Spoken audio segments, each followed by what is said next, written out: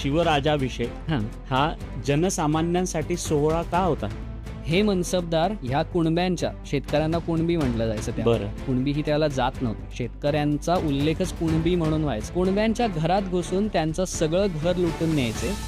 यामुळे हे कुणबी स्वतःहून जाऊन जो उठाव करायचे त्यामुळे ते बंडखोर व्हायचे. मग त्यांना दरोडेखोर म्हणून हेच बादशाही सैनिक त्यांना जाऊन मारायचे.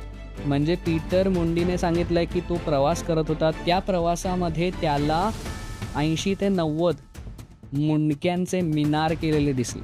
शाहिस्ते खान हा ज्यावेळेला पुण्यात आला 1662, त्यावेळेचं शिवाजी महाराजांनी कान्होजी जेधेंचे पुत्र बाजी सर्जेराव जेधे यांना लिहिलेलं एक पत्र आहे.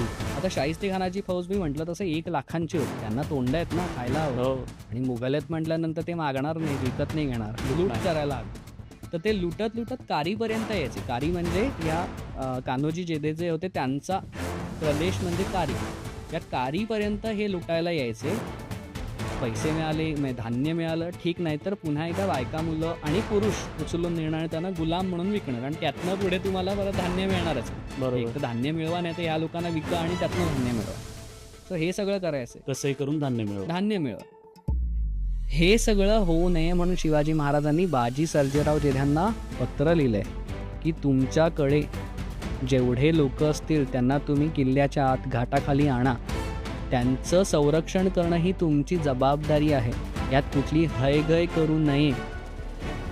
जर हयगय केली तर जेवढ्या लोकांना मुघल उचलून नेतील त्याचं पाप तुमच्या माथी आहे.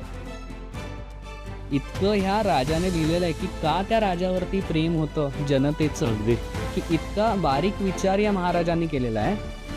अजून एक आय थिंक मी उदाहरण देतो आणि माझ्या मते एवढं कारण पुरेसं होईल की का सर्वसामान्यांसाठी सुद्धा का महत्त्वाचं होतं.